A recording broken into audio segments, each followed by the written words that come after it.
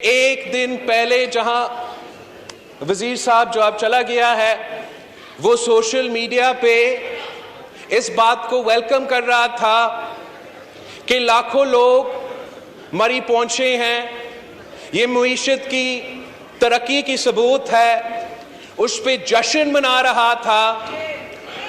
और जब ये खबर निकला, अफसोस के इज़हार करने के बजाय खुद पहुंच के उनको मदद दिलवाने के बजाय वही वजीर सोशल मीडिया पे आया और विक्टिम ब्लेमिंग शुरू कर दिया और कहना शुरू कर दिया कि इनको नहीं आना चाहिए था।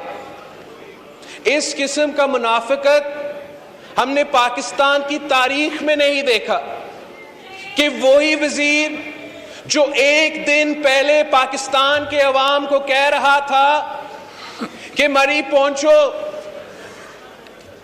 दूसरा ही दिन जब इतना बड़ा हादसा होता है, पूरा मुल्क परेशान हो जाता है, इस किस्म के वजीर इस किस्म के स्टेटमेंट्स देते हैं।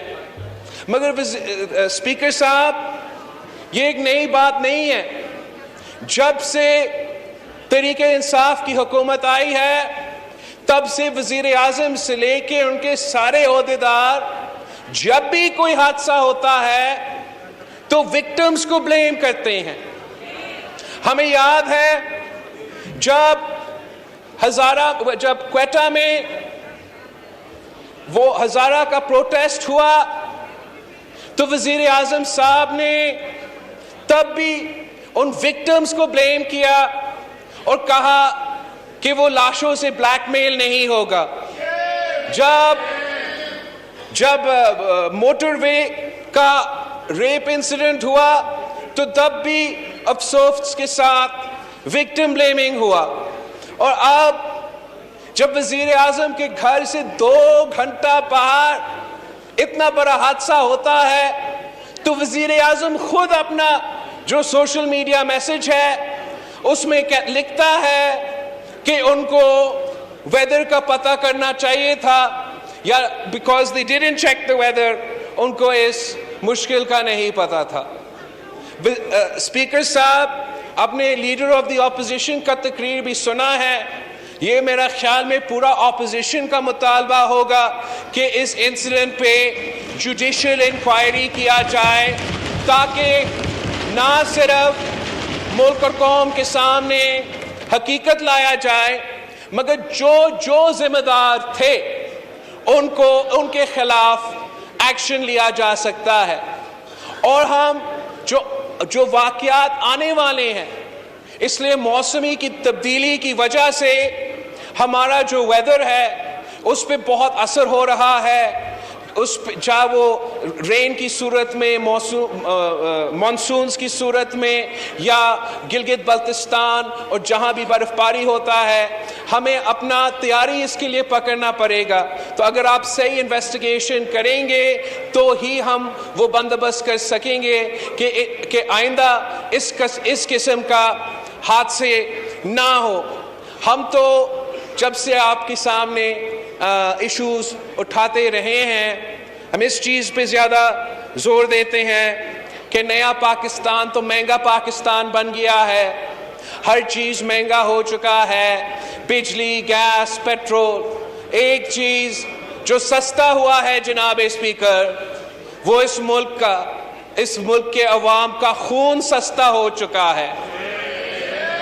20 लोग मरी में इतना बड़ा हादसा में शहीद हो चुके हैं, और अगर इस किस्म का जो कमेटी फॉर्म हुआ है, इसको करके हम ये इंसिडेंट भूल जाएंगे, तो उनके खानदानों के साथ नाइंसाफ़ी होगी, इस मुल्क के अवाम के साथ नाइंसाफ़ी होगी। तो हम आपसे अपील करते हैं कि आप अपना गुड ऑफिसेस को इस्तेमाल करो और हुकूमत वक्त को आप इस बात पे कायल करें कि हमें जुडिशल कमीशन बनाना है और हमें हकीकत तक पहुंचना है। जहां तक वजीर साहब ने वज़ीर आला पंजाब की बात की, वज़ीर आज़म की बात की।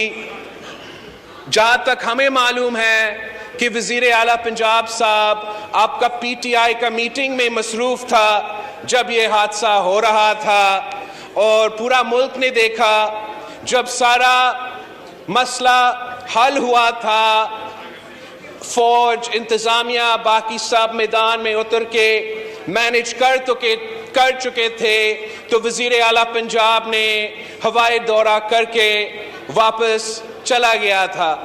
जनाब स्पीकर, जब अवामी नुमाइंदे होते हैं तो अवामी नुमाइंदे अवाम का दुख दर्द में शरीक होते हैं, और अगर हमारा वज़ीर आज़म हकीकी नुमाइंदा अवाम का होता, अगर वज़ीर आला पंजाब हकीकी नुमाइंदा अवाम का होता, तो वो फौरन उधर पहुंच के उनका मदद करते। अगर उधर नहीं पहुंच सकते तो फिर उनके ख़ानदानों के पास पहुंचते ताज़ियत करने के लिए। और इस बात पे जो सियासत की जा रही है हुकूमत की तरफ से, हुकूमत के वज़रा की तरफ से, हम इसका मुज़ाहमत करते हैं और मुतालबा करते हैं कि सियासत से पहले ये इंसानियत सीखे, ये विक्टिम ब्लेमिंग बंद करे, अवाम के साथ ये जुल्म बंद करे, और जो इनका जिम्मेदारी है, जो वो बेयर मिनिमम है, उस पे वो पूरा उतरे। थैंक यू जनाब स्पीकर।